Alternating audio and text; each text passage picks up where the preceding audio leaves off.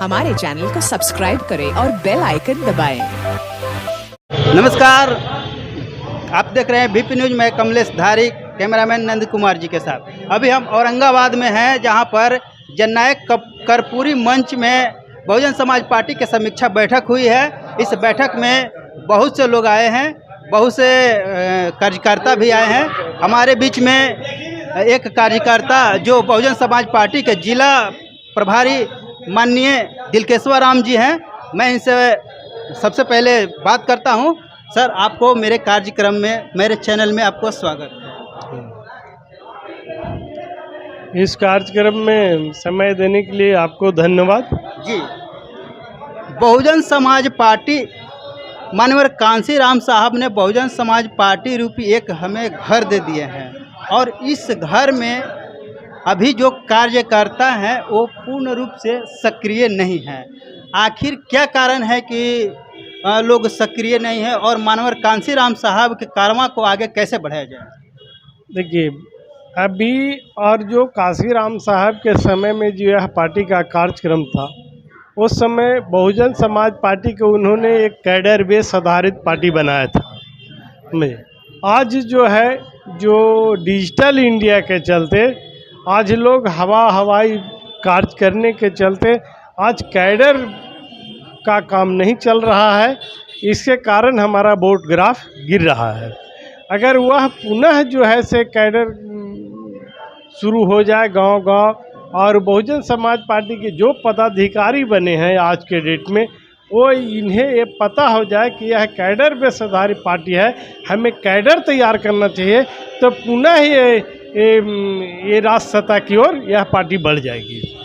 हम चुनाव क्यों नहीं जीत पा रहे हैं? हम चुनाव नहीं जीतने के कारण कि हमारा जो बहुजन समाज पार्टी का है कि सेक्टर का निर्माण करना, सेक्टर के बाद हमको बूथ कमेटी बनाना, और जब बूथ कमेटी हमारा सक्रिय हो जाएगा, सेक्टर कमेटी हो जाएगा, हम चुनाव जीत जाएंगे। जैसे कोई भी पदाधिकारी आते हैं या कोई भी मतलब प्रत्याशी आते हैं, तो ये इस पार्टी में ये क्यों नहीं लेकर के आते हैं कि हमको चुनाव जीतना है? देखिए, वो जो प्रत्याशी, बहुजन समाज पार्टी का ये नियम ही है कि पार्टी का वोट और प्रत्याशी का वोट दोनों जोड़ करके जीता देना। लेकिन ये पार्टी का वोट तो जो है से है, लेकिन प्रत्याशी का वोट उनके साथ, उनके जाति का वोट नहीं आता है, इसलिए हम चुनाव नहीं जीत पाते। तो बहुजन समाज पार्टी में सबसे ज़्यादा किस जाति का बाहुल्य है? यहाँ रविदास जाति की बहुलता है, और उसका कोर बेस रविदास है। एक बाद जो है छोटी छोटी जातियाँ का समाहित किया गया है, थोड़ा में। अब यह बहुजन समाज पार्टी तो सर्व समाज की पार्टी हो गई है। इसमें सबको जोड़ना है, सबको रहना है, सबको भागीदारी देना है, और सबको साथ लेकर चलना है। आप इतने अनुभवी व्यक्ति हैं, आप माननीय कांसी राम साहब के साथ में काम किए हैं? जी हाँ, मैंने कांसी राम साहब का कैडर क्लास कई बार किया हूँ। गया के आपको इंडोर स्टेडियम में क्लास किया हूँ, मौर्जा होटल में किया हूँ, बोध गया में किया हूँ, मनो गया के धरती पर। ऐसे पटना में भी किया है, और कांसी राम साहब को विचार को भी हम जानते हैं, अनुभव भी है।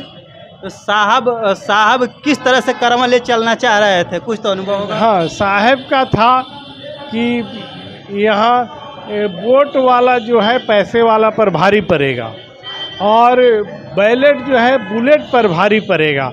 और उन्होंने सिद्ध करके दिखाया था आपको ये मध्य प्रदेश में, कि मध्य प्रदेश में दो मुख्यमंत्री का उन्होंने चुनाव हराया था।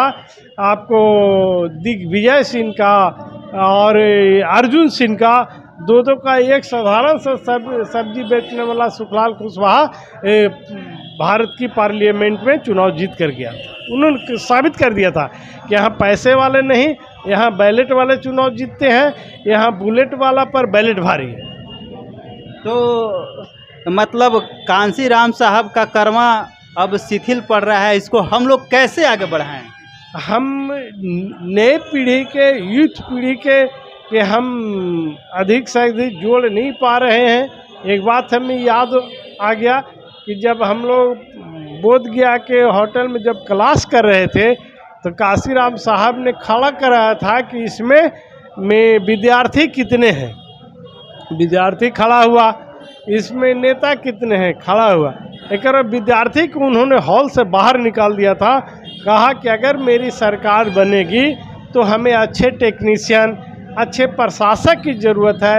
अगर विद्यार्थी नेता हो जाएगा तो कल के दिन जब मेरी सरकार होगी तो हम एक अच्छे प्रशासक, एक अच्छे टेक्नीशियन, एक अच्छे डॉक्टर कहाँ से लाएंगे।